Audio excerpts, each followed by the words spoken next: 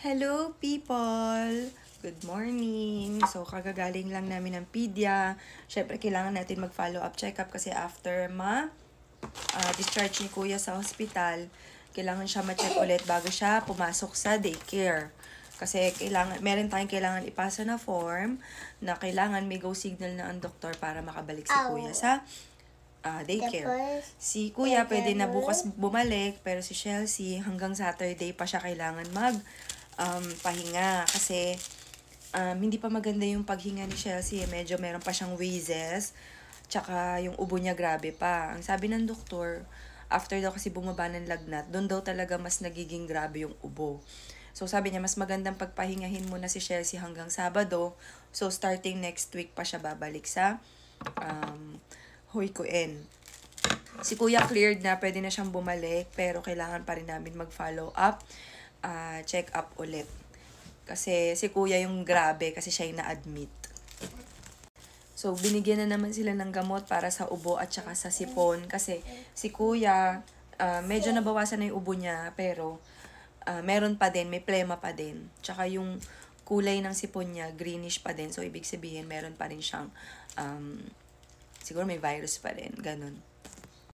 Buti na lang talaga, kahit magpabalik-balik kami ng check-up, wala na kaming binabayaran hanggang sa gamot. Wala na. And kahit mag-run man sila ng mga test, blood test, yung mga corona or yung mga swab test, mga ganyan, basta outpatient, wala na silang babayaran. Yun po ay dahil sa certificate na ito. Ayan. Nakukuha po yan once after panganak ng baby. Sa City Hall po yan nakukuha.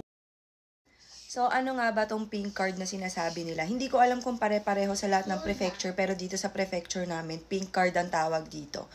So, ayan. Kodomo means child. Iryohi is medical expenses. Ito namang Jukyu is receiving of payments. And Shikaku is qualifications. Shomeisho naman is certificate. So, this is Child's Medical Expenses Eligibility Certificate.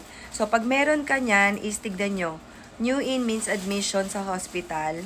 Futanashi means wala kang babayaran. Pwera na lang kung Kengai or meaning outside ng prefecture kung saan ka nakatira, magcha-charge sila sa'yo ng 1,000 yen.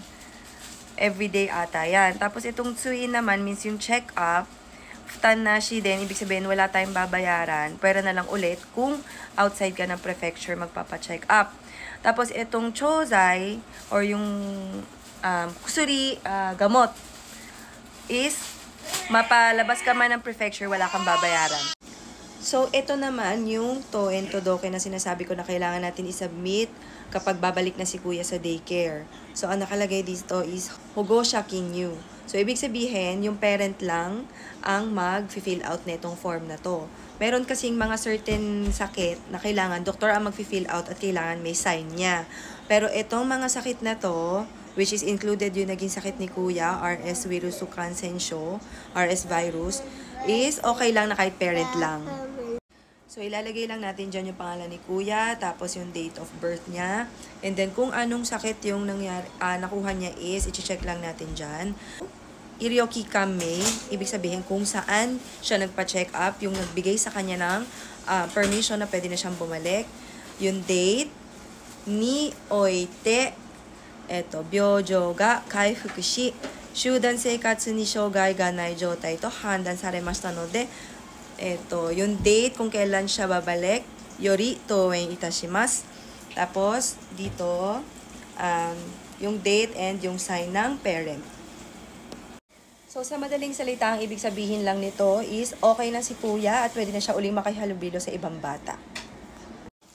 Ayun lang. So, sana meron din kayo natutunan, lalo na sa mga mommies na nakatira dito sa Japan. And God bless us all. Thank you for watching.